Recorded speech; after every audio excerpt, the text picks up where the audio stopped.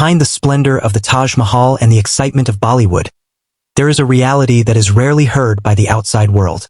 This reality is not about culture or tourism, but the difficult stories of some people in India. One of them involves a dangerous and outdated profession that thousands still engage in today: manual sewer cleaning, otherwise known as manual scavenging. Manual scavenging is the practice of cleaning human waste from traditional toilets, drains, and septic tanks, often without any protective gear. The practice has been legally banned since 2013 through the Prohibition of Employment as Manual Scavengers and their Rehabilitation Act. However, the legal ban has not been sufficient to eliminate the practice entirely. In fact, Human Rights Watch stated in a 2014 report that manual scavenging is not just work, but a modern form of social injustice. The health risks involved are severe, from infectious diseases such as leptospirosis and hepatitis to death from inhaling toxic gases in poorly maintained septic tanks. In everyday life, these workers often operate in unsafe conditions. They squeeze into narrow sinkholes without any safety gear to manually remove human waste. This is not only a health issue but also a profound human rights concern. The work is often linked to caste-based social structures, where specific occupations are inherited through generations, not by choice, but by systemic limitations. This means many young people grow up assuming they will do the same work, as they see no viable alternatives. Their role in India's public sanitation system is vital, yet often goes unrecognized.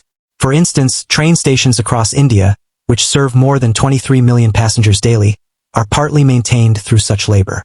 Toilets in train coaches are sometimes still cleaned manually. This is not only a hygiene issue but also a matter of social justice that needs urgent attention. According to official Indian government data, around 97% of individuals engaged in manual scavenging come from Dalit communities.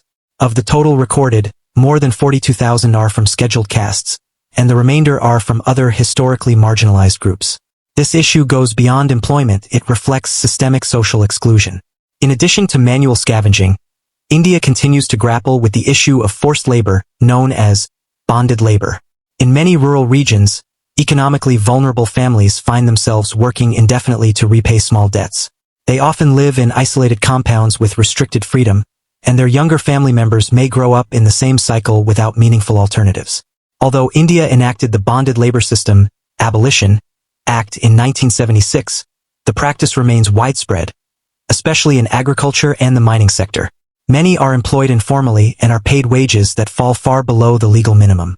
The Supreme Court of India has ruled in multiple cases that labor under coercion or payment below minimum wage constitutes forced labor. However, enforcement on the ground remains weak. These labor dynamics are deeply rooted in traditional systems based on caste and social hierarchy. Workers are often tied to landowners through debt, lease contracts, or crop-sharing agreements.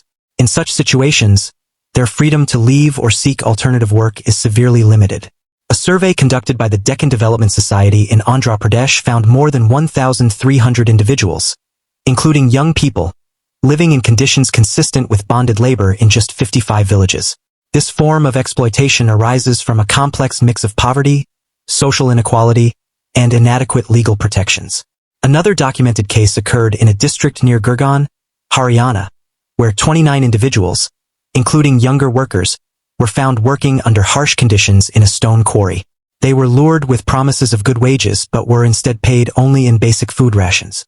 When they demanded fair compensation, they were reportedly locked inside the workplace.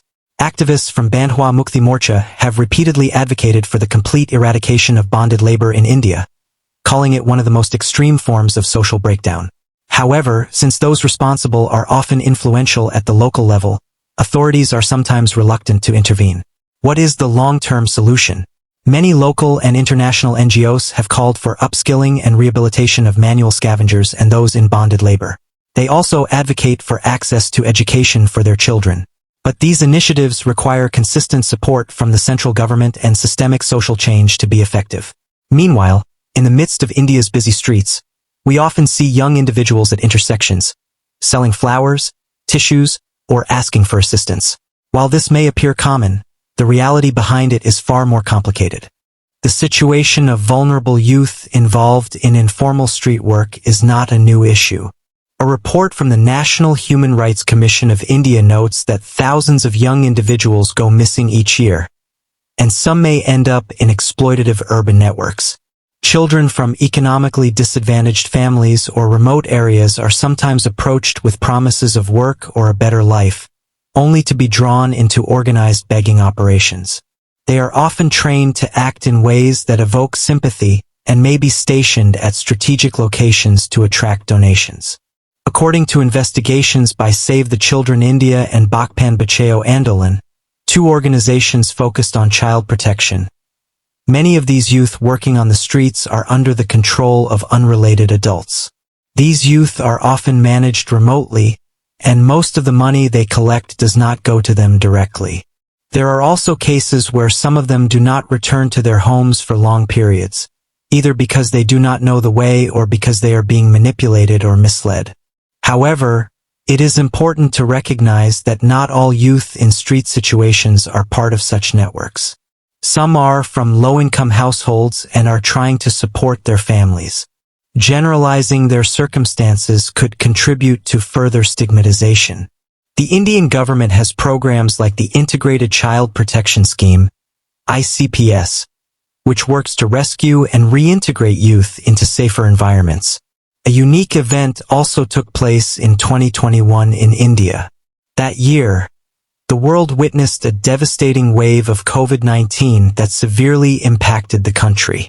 Hospitals were overwhelmed, oxygen supplies were scarce, and the mortality rate spiked dramatically. Amid this crisis, a notable scene emerged in Gujarat, a state in western India. People were seen gathering in open areas, covering their bodies with mud, and basking in the sun, a ritual they believed could protect them from the virus.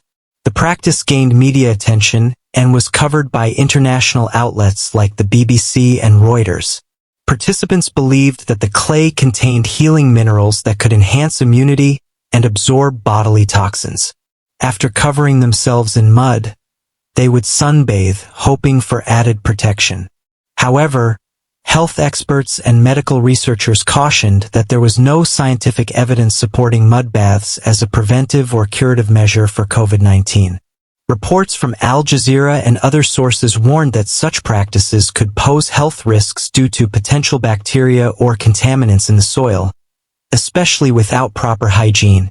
More concerningly, these rituals were performed in large groups, often without masks or physical distancing, even as the Delta variant was spreading rapidly. Experts highlighted this as an example of how misinformation and lack of access to verified information can lead communities to adopt unsafe practices during a crisis.